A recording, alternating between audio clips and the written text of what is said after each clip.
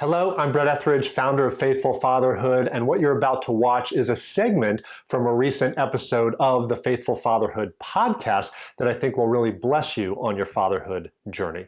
We certainly encourage you to check out the entire episode over at faithfulfatherhood.com or wherever you get your podcasts, but for now, enjoy this clip from the Faithful Fatherhood Podcast. And it goes back to one of your core values of courage, though, stepping up and actually taking action when you feel the prompting by God. I'm a big believer that God's going to give more and show up more and give more opportunities to those who actually do stuff with him and partner with him and actually respond to his call. If you ask him and he sort of shows you an opportunity and then you stay silent or don't do anything or don't take action on the things that God prompted you, how often is he going to come back to you? I don't know how all that works. Maybe he still will, probably still will theologically. I'm not a theologian, but I just know in my own life, that's absolutely the case. And my prayer is I want more of you, God. And to get more of you, I want to absolutely be partnered with you and take action on the things you put in my path so that you can trust me as somebody that you can provide opportunities for. And so, you missed that opportunity. Yeah, that's right. You don't, and that's why I pray for courage, because I know I need that. I'll tell you one other just example of this that I think is funny is years ago, we were involved in a exchange program called the American Belarussian Relief Organization, where we brought a child from Belarus to come live with us every summer. And then Laura Ann actually went to Belarus for the Eastern Orthodox Christmas 2 or 3 times. She went over there to visit the orphanages and see these kids that came over in the summer.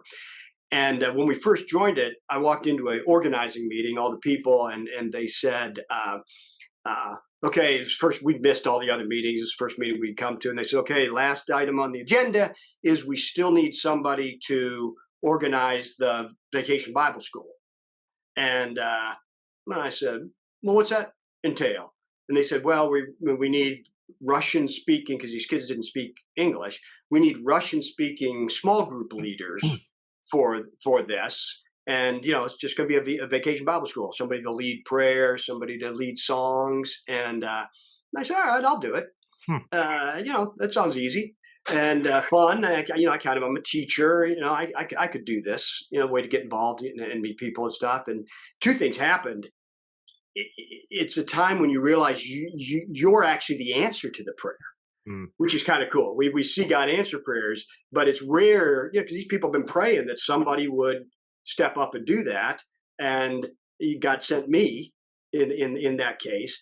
But here's what, so God put me in a position where I had no skills, right? I didn't know how to, so here's all I did. I would ask people, hey, do you know any Russian speaking Christians?